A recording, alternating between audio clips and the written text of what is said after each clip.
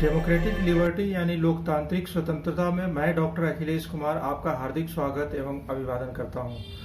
साथियों, हम लोग विचार कर रहे थे, चर्चा कर रहे थे इस बात पर कि मानव का विकास किन परिस्थितियों में और कैसे किन चरणों से होकर गुजरा। इसी संदर्भ में मानव के जीवन से संबंधित कुछ चर्चाएं शेष रह गई हैं, उसको हम आज कर लेते हैं। मनुष्य के पूर्वजों के अन्य कोई जाति अब जीवित नहीं है। मनुष्य के पूर्वजों की कोई भी जाति अब जीवित नहीं है। ये बात हम रिपीट कर रहे हैं, इस पर ध्यान देने की जरूरत है। वर्तमान जंतुओं में जो जंतु समूह उनके निकट संबंधी होने का दावा कर सकता है उसे प्राइमेटिस या नर वानर गण कहते हैं। इन स्तनियों का एक समूह है। मानव विकास के अध्ययन में प्राइमेटीज का संक्षिप्त विवरण आवश्यक हो जाता है। प्रख्यात जीवाश्म विज्ञानी जीजी सिम्पसन के अनुसार प्राइमेटीज का वर्गीकरण हम विभिन्न तरह से कर सकते हैं। जैसे प्रेमिशियाई या पूर्व वानर, ये 3 प्रकार के होते हैं। टार्सियर की केवल एक जाति होती है जो पूर्वी एशिया के द्वीपों में पाई जाती है, परंतु इसके जीवाश्म यूरोप और अमेरिका में भी पाए जाते हैं, जो इनके विस्तृत वितरण का द्योतक है। दूसरा, लीमर, ये मेडागास्कर द्वीप में ही पाए जाते हैं और वृक्षवासी होते हैं, यानी पेड़ों पर रहते हैं। भोजन की खोज में यह कई बार भूमि पर भी आ जाते हैं तथा ये सर्वभक्षी होते हैं, यानी ओमनिवोरस होते हैं। तीसरा, लोरिस, ये उष्णकटिबंधीय अफ्रीका और एशिया में पाए जाते हैं। छोटे और रोएदार यानी फरी होने के कारण ये लोकप्रिय पालतू जंतु माने जाते हैं। इसके बाद हम आते हैं एंथ्रोपाइडिया। ये 3 प्रकार के होते हैं। एंथ्रोपाइडिया में दो तरह से हम वर्गीकरण कर सकते हैं। एक, नवीन संसार के वानर, इनकी विभिन्न 3 जातियां हैं। मार्मोसेट उष्णकटिबंधीय अमेरिका में पाया जाता है। यह वृक्षवासी यानी वृक्ष पर रहने वाला तथा सर्वभक्षी, सब कुछ खाने वाला ओमनिवोरस होता है। दूसरा, सीबस, यह भी उष्णकटिबंधीय अमेरिका में पाए जाने वाले वृक्षवासी वानर हैं जो मानवाकार कपियों की भांति साधनों का उपयोग करते हैं। तीसरा, एलुएटा, यह मध्य अमेरिका के वनामस नहर के समीप वैरोक्लोरोडा नामक द्वीप पर पाए जाते हैं। यह वानर संसार में सबसे अधिक शोर मचाने वाले जंतु हैं। इनमें कुछ सामाजिक प्रवृत्तियां भी पाई जाती हैं। अब दूसरा, प्राचीन संसार के वानर, ये मुख्य तौर पे 2 तरह के होते हैं। पहले, बबून, यह अफ्रीका और दक्षिण एशिया में रहते हैं। यह माप यानी आकार में भेड़ियों के बराबर होते हैं। इनकी थूथन लंबी होती है तथा कुछ छोटी होती है। दूसरा, मकाक, इनकी विभिन्न जातियां जिब्राल्टर, उत्तरी अफ्रीका, भारत, मलाया, चीन और जापान में पाई जाती हैं। ये भी वृक्षवासी यानी वृक्ष पर रहने वाले चतुर और परिश्रमी जंतु होते हैं। उसके बाद हम मानवाकार कपिगण यानी मानव के सरीखे दिखने वाले बानरों की बात करते हैं। मानवाकार कपि के अंतर्गत बृहद कपि, गिब्बन, ओरांग उटान, गोरिल्ला और चिंपैंजी आते हैं। यद्यपि बृहद कपियों और मनुष्य के में अनेक सामान्यताएं अवश्य पाई जाती हैं, फिर भी इन्हें मनुष्य का पूर्वज कहना सर्वथा गलत होगा, क्योंकि जहां मनुष्य तथा इन कपियों के में समानताएं मिलती हैं, वहीं पे उनमें और पूर्व वानरों में कुछ भिन्नताएं भी मिलती हैं। इतना ही नहीं, बृहद कपि अपने गुणों में मनुष्य से अधिक विशिष्ट हैं। अतः हम समानताओं के आधार पर केवल इतना ही कह सकते हैं कि बृहत्कपि और मनुष्य के पूर्वज प्राचीन काल में एक ही रहे होंगे। अब हम बात करते हैं कि मनुष्य के विकास में वो कौन कौन से गुण थे जो सहायक हुए। ये विशेष गुण जो मनुष्य के विकास को प्रोत्साहित किया, उन गुणों पर चर्चा कर लेते हैं, जिसमें पहला गुण है खड़े होकर चलना। यद्यपि कुछ बृहत्कपि भी कई बार खड़े हो लेते हैं, परंतु स्वभावतः खड़ा होना या खड़े होकर चलना ये केवल मनुष्य की ही प्रवृत्ति है। इस गुण के फलस्वरूप मनुष्य के हाथ अन्य कार्यों के लिए स्वतंत्र हो जाते हैं। खड़े होकर चलने के लिए उसकी अस्थियों की बनावट और स्थिति, आंतरिक अंगों की स्थितियों में फेरबदल हुए।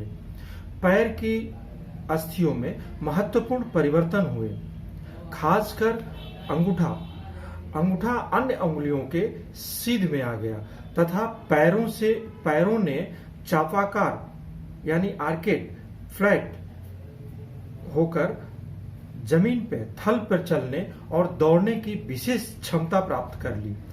यह गुण मनुष्य की सुरक्षा और भोजन खोजने की क्षमता में विशेष रूप से सहायक सिद्ध हुए। अब हम दूसरे गुण की बात करते हैं, त्रिविम दृष्टि यानी स्टीरियोस्कोपिक विजन, 3 डायमेंशनल व्यू। चेहरे पर आंखों का सामने की ओर अग्रसर होना टार्सियर जैसे पूर्व वानरों में प्रारंभ हो चुका था, पर इसका पूर्ण विकास मनुष्य में ही हो पाया। इसके द्वारा वह दोनों आंख एक ही वस्तु पर केंद्रित कर न केवल उसका एक ही प्रतिबिंब देख पाता है, परंतु उसके त्रिविम यानी 3 डायमेंशनल व्यू की विवेचना भी कर सकता है। इस विशेष दृष्टि द्वारा वस्तु की दूरी और आकार का सही अनुमान लगा पाता है तथा वह अधिक दूर तक भी देख पाता है। अब हम तीसरे गुण की बात करते हैं जिसने मनुष्य विकास को प्रोत्साहित किया। वो है अपोजेबल अंगूठे का होना। अपोजेबल यानी अपोज करना, उंगलियों का अपोज करना। ये बहुत बड़ा गुण है जो मनुष्य में विकसित हुआ। अपोजेबल थंब, सम्मुख अंगूठे का होना।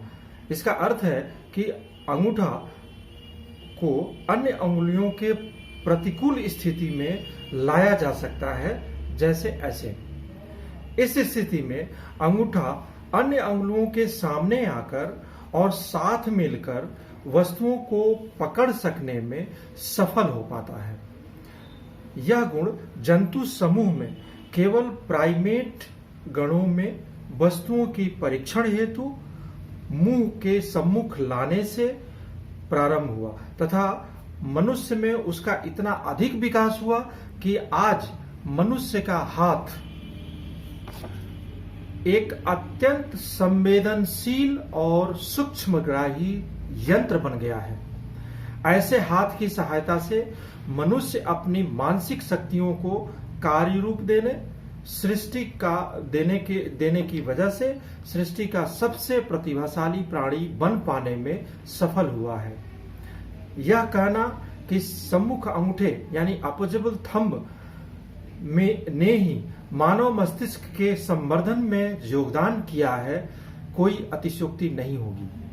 इस प्रकार विकास की दिशा में जो पहला परिवर्तन मनुष्य में हुआ, वह प्रथम पैरों पर सीधा खड़ा होने के लिए तथा दूसरा हाथों से वस्तुओं को भली भांति पकड़ सकने में समर्थ होने के लिए रहा होगा।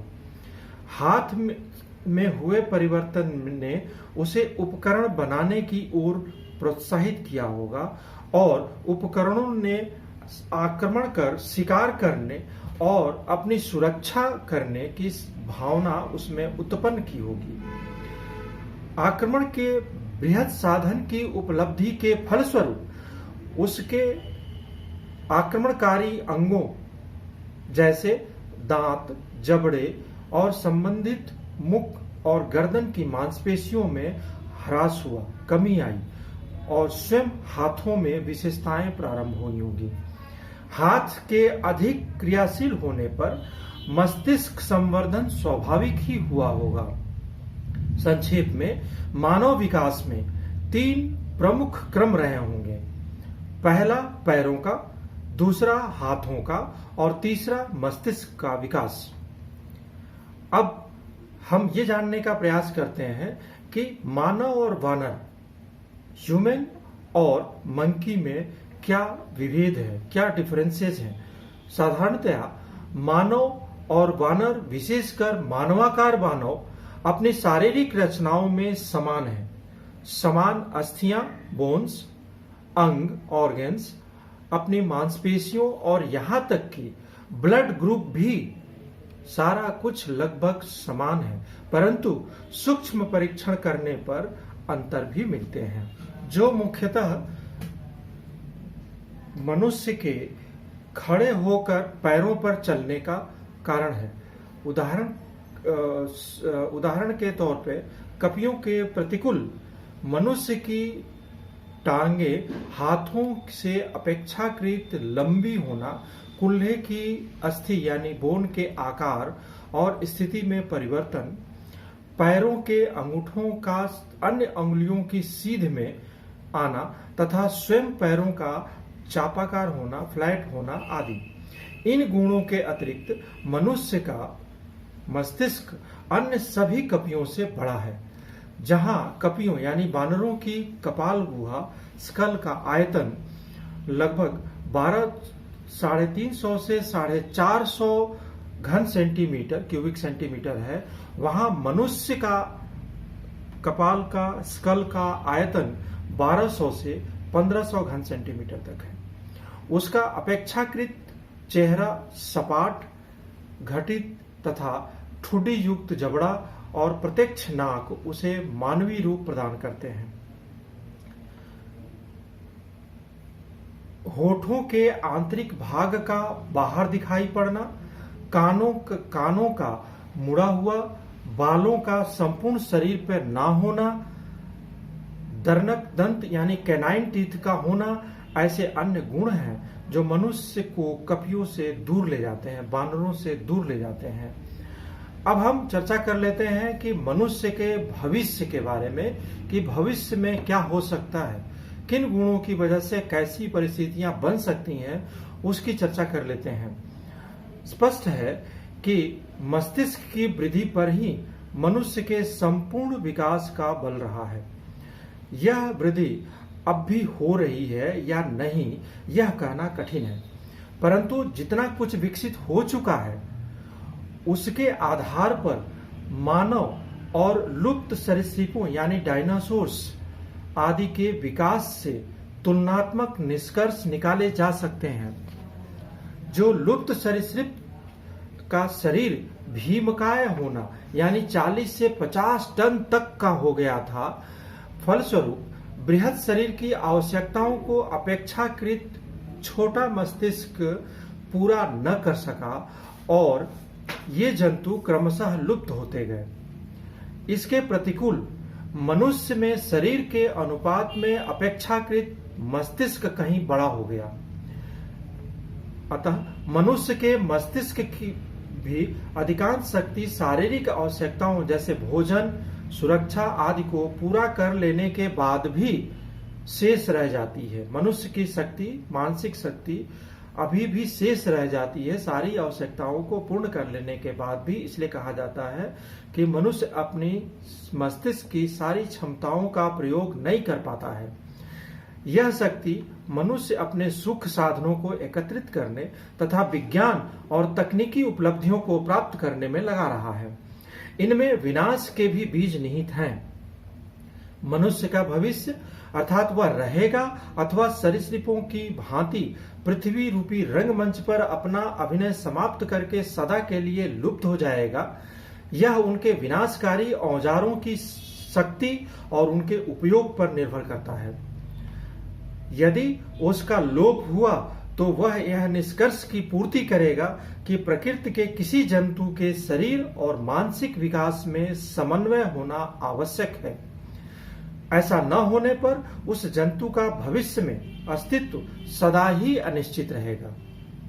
इन्हीं बातों के साथ मैं आपसे विदा लेता हूं। तब तक के लिए आपका बहुत बहुत आभार, अभिवादन।